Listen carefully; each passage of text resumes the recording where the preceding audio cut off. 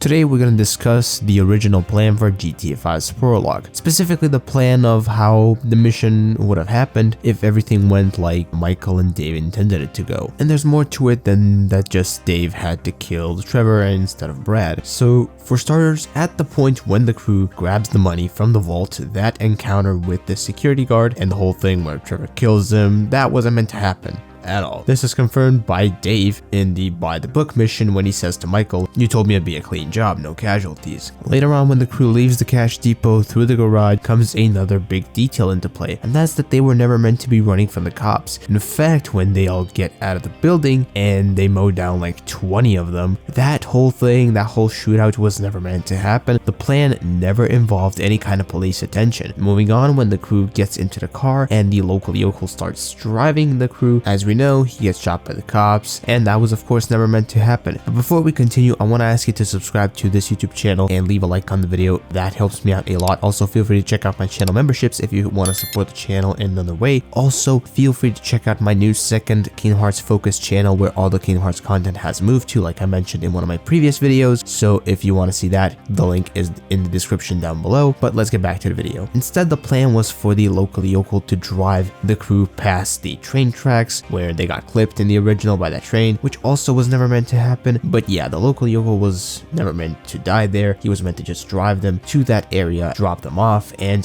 then be on his way. Later on, as the crew's walking to the supposed helicopter, of course comes the main big thing. So as you can see on screen right now, Brad briefly walks in front of Trevor, and at the last second, Dave shoots Brad instead. So the original plan, like most of us already know, was for Trevor to get shot and die right then and there. And Brad was supposed to go to prison, likely forever, and then Trevor would get buried in Michael's place. Michael would be truly free in that scenario, as not only was Trevor the one he was actually scared of coming back after him dead, but Brad was also behind bars. And even if Brad at some point somehow managed to escape from prison, he probably couldn't track Michael down, and even if he could, he probably wouldn't, as Brad and Michael never really liked each other. Although Michael would still have to deal with Steve and all of those dickbags, and I actually made a what if on this very topic if you guys are interested a while back. I'm also going to leave that in the description. But to recap this whole video, Michael would be free from Trevor. He wouldn't have to worry about him coming back after him or being alive ever. Brad would be in jail, like I said, likely forever. Trevor would of course be dead and buried in Michael's grave, and Lester would still know everything that happened by the time that him and Michael reunite in 2013. And with that said, I want to thank you for watching this little bit of a short video about how GTA 5's Prologue was meant to happen, or specifically how Dave and Michael intended it to happen. Until the next video stream, bye bye.